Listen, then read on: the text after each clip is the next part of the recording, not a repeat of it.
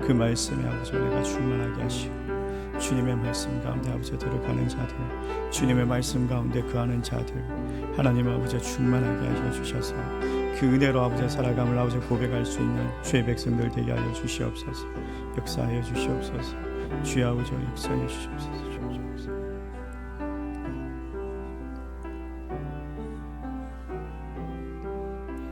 사랑의 하나님 감사합니다.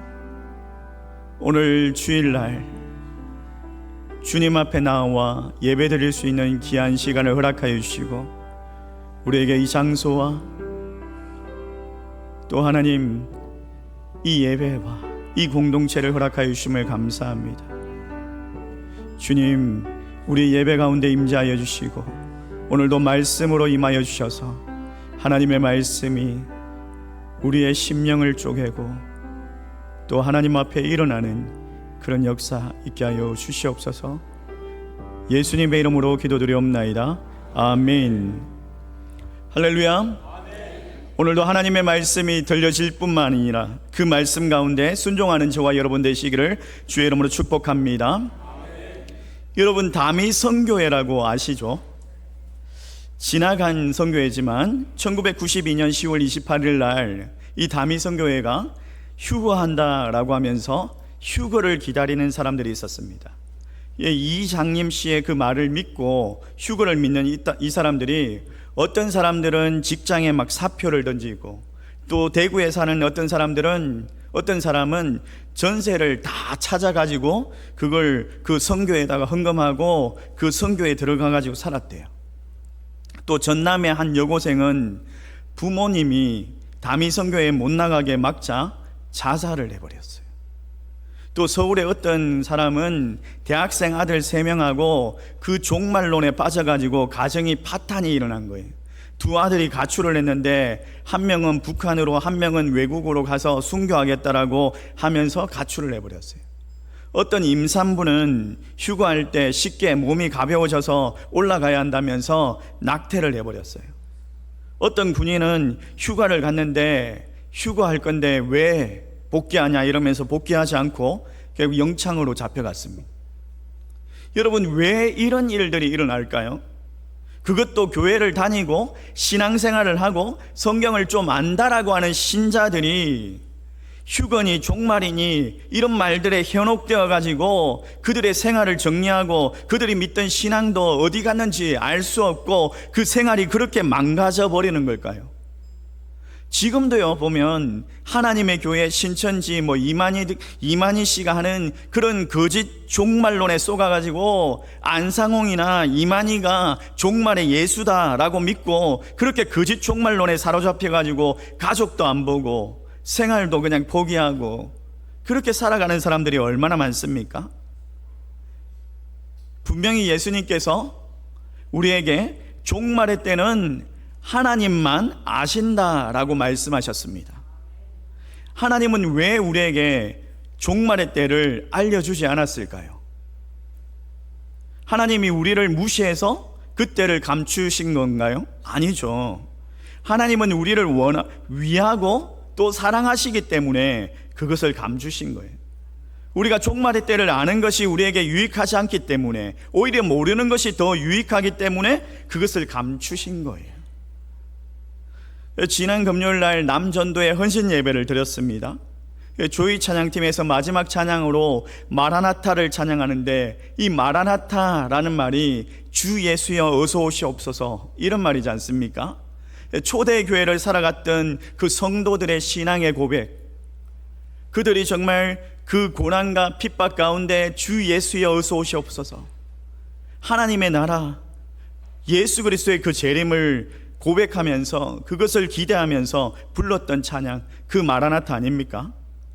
근데 제가 뒤에 앉아서 이렇게 보니까 우리 권사님들이 두 손 들고 마라나타 이렇게 열창을 하는데 제 마음이 기쁘더라고요. 하나님 얼마나 흡족해 하실까 이런 생각이 드는 거예요. 여러분, 종말의 시대를 살아가고 있는 우리 아닙니까? 뉴스를 통해서 보고 듣고 하는 이 세상의 곳곳에서 일어나는 일들이 성경에 예언된 대로 종말의 때에 일어나야 될 일들이 되어지고 있는 것 같아요.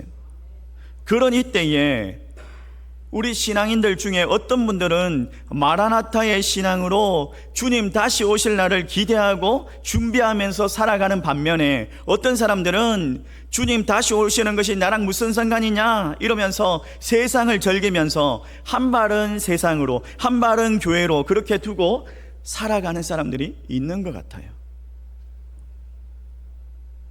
제가 무슨 이야기를 할까요? 우리가 이 마지막 시대를 살아갈 때에 정말 어떻게 살아가야 될지를 고민해야 될 시기인 것 같다. 어떤 목사님이 가벼운 농담으로 이런 이야기를 하셨어요. 주님이 만약에 재림을 하신다면, 다시 오신다면 아마 비가 많이 내리는 금요일 저녁에 예배 시간이 아닐까, 그렇게 이야기를 하시더라고요.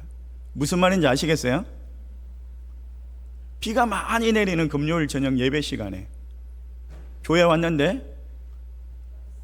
사람이 별로 없어. 이 믿음이 있는 사람들이 어디 갔나? 마태복음 24장은요, 주님이 다시 오실 날에 대한 여러 가지 징조들을 이야기하고 있습니다. 오늘 본문에 이게 무슨 말을 하고 있는지를 알기 위해서는 44절 말씀을 우리가 같이 한번 읽어봐야 되는데, 우리 같이 한번 읽어볼까요? 다시 같이 한번 읽어보겠습니다. 시작. 이러므로 너희도 준비하고 있으라. 생각하지 않은 때에 인자가 오리라. 여러분, 마지막 시대를 살아가고 있는 우리에게 예수님이 재림하실 때에 어떻게 준비해야 되느냐, 어떻게 준비해야 되느냐, 이 이야기를 하고 있는 거예요. 오늘 비유의 본문이 그런 이야기를 하고 있는 거예요. 오늘날을 살아가는 우리가 과연 어떻게 살아가야 되는지. 오늘 본문에 두 청지기가 나오는데, 이 두 청지기의 차이가 바로 우리에게 어떻게 살아가야 한다라는 것을 보여주고 있는 것 같아요. 준비된 삶. 45절 말씀을 우리 같이 한번 읽어볼까요? 같이 읽습니다. 시작. 충성되고 지혜 있는 종이 되어 주인에게 그 집 사람들을 맡아 때를 따라 양식을 나눠줄 자가 누구냐. 여기서 주목해야 할 것이 있다면 충성되고 지혜 있는 종이라고 이야기하죠. 여러분, 누가복음, 마태복음 24장과 평행 본문이 되는, 오늘 비유와 평행 본문이 되는 누가복음 12장 말씀에, 12장 42절 말씀에 이렇게 이야기하고 있어요. 주께서 이러시되 지혜 있고 진실한 청지기가 되어 주인에게 그 집 종들을 맡아 때를 따라 양식을 나누어 줄 자가 누구냐. 여러분, 여기에 보니까 마태복음에서는 그냥 종이라고 이야기를 하는데 누가복음에서는 청지기다라고 얘기를 하죠. 그러니까 청지기는요, 종은 종인데 그냥 종이 아니라 청지기는 같은 종이지만 위치가 다릅니다. 위치가. 그러니까 주인의 집에 많은 종들이 있습니다. 그 중에서 실력이 있고 인품이 있고 정말 주인이 인정한 사람, 주인의 뜻을 너무나도 잘 알고 주인에 대한 충성심이 남달라가지고 주인을 대신할 수 있는 사람에게 집안 살림을 맡겨 선택한 종이 청지기인 거예요. 청지기. 그러니까 종으로서는 위치가 다르죠. 여러분, 요셉을 아시죠? 요셉이 보디발의 집에 가정총무였다라고 이야기하는데, 그 가정총무라는 말이 청지기인 거예요. 청지기. 예전에 우리가 이제 담임 선생님이 아이들에게, 이제 반 학생들에게 자습을 해라 이러면서 나가면서 반장들에게 시킨 게 있죠. 뭐죠? 야, 떠드는 사람 이름을 칠판에 적어놔, 이렇게 이야기를 하고 갑니다. 그렇죠? 칠판에 이름 적히신 분들 많죠? 떠들다가. 근데 그렇게 하고 나가면은 반장이 거의 막 담임 선생님 같은 그런 느낌이에요. 그렇죠? 막 회초리를 들고 앞에 앉아가지고 누구 떠들었다 이러면서 막 이름 적고. 경험 없습니까? 있죠. 그런 느낌인 거죠. 이 청지기는 주인이 없을 때 거의 법인 거예요. 법. 그 청지기의 말이 법인 거예요. 주인인 거예요. 청지기가 그 정도로 막강한 권한이 있고 자유를 행사할 수 있는 그런 권한이 있었던 거예요. 그 대신에 책임을 져야 했죠. 오늘 본문에 보면 우리가 또 주목해야 되는 단어가 있는데, 자, 45절 말씀 45절 말씀 우리 다시 한번 더 읽어볼까요? 같이 읽습니다. 시작. 충성되고 지혜 있는 종이 되어 주인에게 그 집 사람들을 맡아 때를 따라 양식을 나눠줄 자가 누구냐? 여기 보니까 충성되고 지혜 있는 종, 그 청지기에게 무엇을 맡겼다라고 이야기하죠? 무엇을 맡겼다라고 이야기합니까? 자, 본문 다시 한번 더 띄워주세요. 자, 무엇을 맡겼죠? 주인에게? 아니죠. 그 집 사람들을 맡아. 그러니까 집에 있는 사람들을 맡겼다라는 거예요. 주인이 집에 있는 재산을 맡긴 것이 아니라 뭐라고요? 집에 있는 사람들을 맡겼다라는 거예요. 책임감 있게 그 집에 있는 사람들을 잘 돌보라. 종들을 잘 돌봐라. 또 하나 구체적으로 무엇을 시켰죠? 자, 여기 보니까 막 금방 이야기했던 거. 그러니까 집 사람들을 맡아 뭐라고요? 때를 따라 양식을 나눠주라는 거예요. 때를 따라 양식을 나눠줄 자가 누구냐? 그 집사람, 그 집에 있는 사람들, 그 집에 있는 종들을 맡기면서 그들에게 때를 따라서 양식을 나눠주라는 거예요. 섬기라고 맡겨준 거죠. 자, 오늘 본문에 보면 두 종이 나옵니까? 주인이 맡긴 그 사명을 잘 감당하는 선한 청지기. 근데 주인이 맡겼는데 그것을 불성실하게 하는 악한 청지기가 나와요. 근데 이 악한 청지기의 문제가 뭐냐고요. 자, 48절 말씀 우리 같이 한번 읽어볼까요? 48절 말씀입니다. 같이 읽습니다. 시작. 만일 그 악한 종이 마음에 생각하기를 주인이 더디 오리라 하여. 자, 악한 종이 마음에 뭐라고 생각을 했습니까? 주인이 더디 올 것이다. 주인이 더디 올 것이다. 여러분, 시험 전날에 벼락치기 하는 학생처럼 그냥 판단을 잘못한 거예요. 그냥 벼락치기 하면 점수 잘 나올 거다. 아니죠. 아이들이 이제 아빠 엄마가 외출을 하면은 아빠 엄마가 늦게 올 거라고 생각하고 오늘 해야 될 일을, 과제를 못하고 있다가 혼인을 할 때가 있죠. 그런 적 있지 않습니까? 아이들이 아빠 엄마가 늦게 올 거라고 생각하고 몰래 막 컴퓨터 게임하고 놀다가 충분하다, 시간이 충분하다 이렇게 하는 것처럼 이 악한 종이 그런 행동을 하는 거예요. 자, 그 다음 행동이 어떻게 되느냐. 자, 49절 말씀 우리 같이 한번 읽어보겠습니다. 시작. 동료들을 때리고 술 친구들과 더불어 먹고 마시게 되면. 악한 청지기들이 그렇게 한 거예요. 동료들을 때렸다라고 얘기해요. 동료라고 이야기하죠. 같은 종이라는 거예요. 같은 종. 그러니까 주인이 선택해서 종들을 다스리라고 청지기로, 가정총무로 잠깐 성진시켰을 뿐인데 자기도 종이었는데 개구리가 올챙이적 시절 모른다 이런 말이 있는 것처럼 자기가 섬기라고 이렇게 주인이 맡겨준 종들을 때렸다라는 거예요. 여러분, 적어도 평범한 종일 때는 실력과 인품이 있어가지고 주인에게 인정을 받았어요. 기본적인 자질이 있으니까 주인이 믿고 맡긴 거죠. 근데 그렇게 맡은 사람이에요. 집안 살림을 맡은 사람이에요. 그 말은 이 청지기가 되기 전에는 괜찮은 종이었는데 높은 자리에 앉고 나니까 교만이 생겨가지고 저 사람이 원래 저런 사람이 아니었는데 왜 저렇게 되었을까?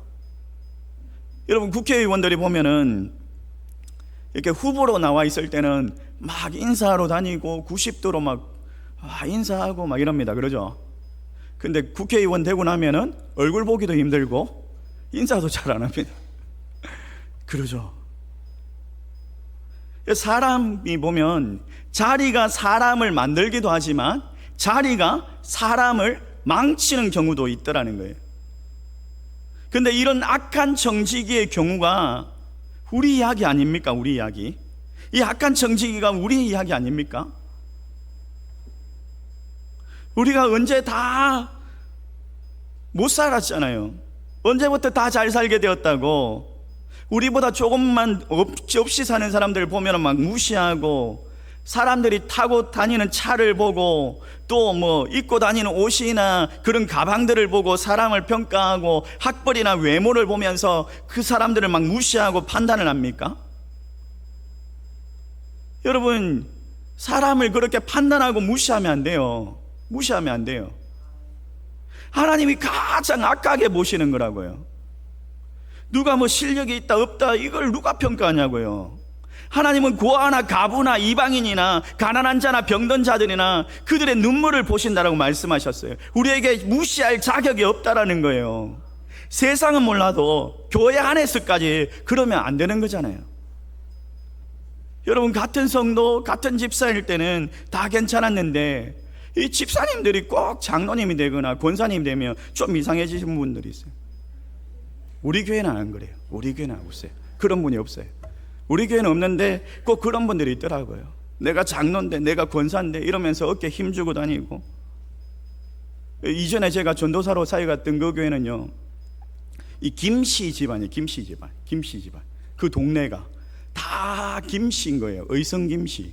의성이라는 건 말해버렸네. 그 잠깐 그게 좀 교회에 있었는데 다 김씨 집안이에요. 그 장로로 피택이 안 되니까 교회를 옮겨버려요. 교회를 옮겨버리고 그 장로 되려고 싸우고 엄청나더라고요.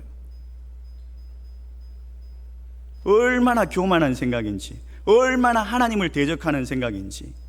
여러분, 교회가 그러면 안 되잖아요. 이 악한 종들이 또 뭘 했죠? 악한 종이 뭘 했죠? 동료들을 때리고 또 술 친구들과 더불어 먹고 마시게 되며, 술 친구들과 더불어 먹고 마셨대요. 집 밖에 있는 친구들을 불러와가지고 술을 마신 거예요. 무슨 돈으로? 주인의 돈으로 그냥 먹고 마시면서 낭비를 한 거죠. 근데 이게 그냥 이야기가 아니고, 그냥 비유가 아니고, 남의 이야기가 아니고 우리의 이야기더라는 거예요. 하나님께서 우리를 청지기로 부르셨는데 그 부르심에는 분명히 실수가 없는데, 우리가 하나님의 청지기로 하나님의 집을 맡은 사람인데 우리가 그러더라고요. 제가 그런 것 같아요. 제가 그런 것 같고, 참 이 본문을 보면서 너무 마음이 아프더라고요.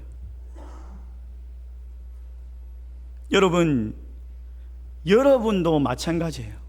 여러분에게 직장을 맡겨주셨고, 사업을 맡겨주셨고, 무엇보다도 여러분의 가정을 맡겨주셨습니다. 부모 되신 여러분에게는 자녀들을 맡겨주셨어요. 우리에게 그들에게 선한 영향력을 끼치라고 그렇게 맡겨주셨는데, 그들에게 하나님의 말씀으로 도전하고 인도하라고 그렇게 주셨는데, 하나님의 꿈을 펼칠 수 있도록 세워가라고 주셨는데, 우리가 맡겨준 이 특권을 소홀히 여기고 있지는 않는지. 그러면 이 선한 청지기는 뭐라고 표현하고 있는지, 자, 악한 청지기라고 했는데 45절 말씀에 보니까 선한 청지기라고 말하지 않고 이렇게 이야기하고 있어요. 자, 45절 말씀 우리 다시 한 번 더 읽어보겠습니다. 시작. 충성되고 지혜 있는 종이 되어 주인에게 그 집 사람들을 맡아 때를 따라 양식을 나눠줄 자가 누구냐. 여러분, 악한 종이라고 했잖아요. 그러면 악한의 반대가 뭐죠? 선한이잖아요. 그러니까 선한 종이라고 하면 되는데, 왜 45절에서는 선한 종을 선한 종이라고 하지 않고 뭐라고 이야기하죠? 충성되고 지혜 있는 종이라고 이야기하고 있어요. 마지막 때를 살아가는 우리에게 주님께서 원하시는 것이 뭐냐? 충성과 지혜이더라는 거예요. 여러분, 첫 번째로 이 충성이라는 단어는요, 이런 단어예요. 믿음이라는 단어와 가득하다라는 단어가 합쳐져 가지고 충성이라는 단어가 생긴 거예요. 믿음이 충만한 거, 믿음이 가득한 거, 믿음직스럽다, 신실하다, 한결같다, 이런 사람을 충성되다라고 하는 거예요. 여러분, 우리 모두가 하나님 앞에 충성될 수 있기를 주의 이름으로 축원합니다. 비가 오나 눈이 오나 하나님 앞에 충성되게. 여러분, 이 그림의 제목이 충성이라고 하는데요, 로마 제국에 폼페이라는 큰 도시가 있었습니다. 이 도시가 서기 79년 8월에 화산 폭발로 인해 가지고 2만 명의 그 주민들이 화산재에 파묻혀 죽었습니다. 그 후에 이제 발굴이 되는데, 이 폼페이가 얼마나 학락적이고 쾌락적인 도시였는지를 밝혀지죠. 이 화산체가 막 하늘에서 막 떨어지니까 사람들이 어떻게 하겠어요? 도망을 가고 아우성치고 난리가 난 거죠. 성문에서 지키고 있는 그 군인들도 다 도망가는 모습 그대로 막 이렇게 화산재에 파묻혀가지고 죽어가지고 이게 화석이 되어가지고 있는 거예요. 근데 그 가운데 성문을 지키고 있는, 꿋꿋이 지키고 있는 군인 한 사람이 있었던 거예요. 전혀 동요함이 없이 그냥 보초 서고 있는 그 자세 그대로 조금도 흔들림이 없이 그 자리에 서서 그 자리를 지키면서 죽음을 맞이한 거예요. 우리 주님께서 맡겨주신 사역의 자리, 그 사역의 자리를 지키는 것이 충성이라는 거예요. 영적인 지도자나 성도들 가운데 이 사역의 자리를 잠깐 지키다가 조금만 막 힘들면은 지치면은 막 내려놓겠다라고 그 자리를 쉽게 이탈하는 사람들이 참 많습니다. 하나님께서 맡겨주셨는데 그 사역의 자리를, 그 은혜의 자리를 그냥 뿌리치고, 은혜를 부어주시는 은혜의 자리입니다. 은혜의 자리예요. 우리 예수님께서 지신 그 십자가를 한 번도 내려놓으신 적이 없어요. 내려놓으신 적이 없어요. 하나님께서 맡겨주신 그 자리인데, 여러분, 제가 이 설교를 보면서 가슴이 너무 아프더라고요.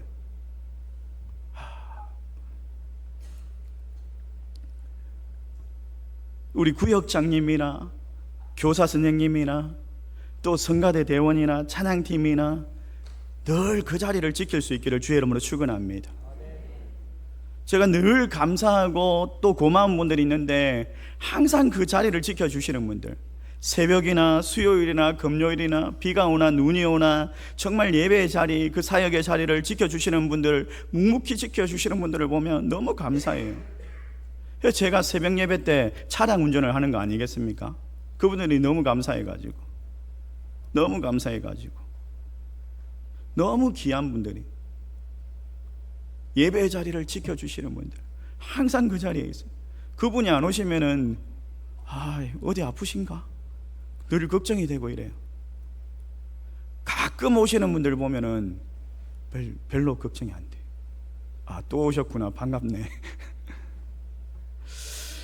여러분, 주님께서도 그렇게 묵묵히 충성되게 그 자리를 지키는 사람을 보면서, 고맙다, 잘했다, 착하고 충성된 종아, 이렇게 칭찬하실 줄 믿습니다. 그런 칭찬을 다 받을 수 있기를 주의 이름으로 축원합니다.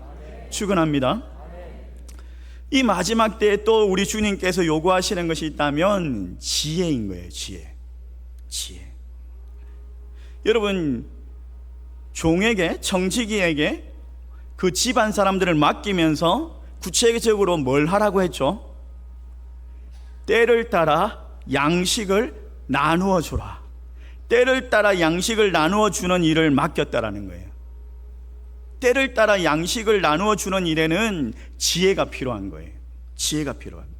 갓난아기에게 그냥 이 맛있는 갈비와 밥을 한번 먹어봐라 이러면서 줄 수가 있어요? 없죠. 수술하고 금식한 이 수술 환자에게, 수술 받은 환자에게 죽을 줘야 되는 것처럼 이 지혜가 필요한 거예요. 지혜가. 한국인의 식탁이라고 해가지고 예능 프로그램이 있더라고요.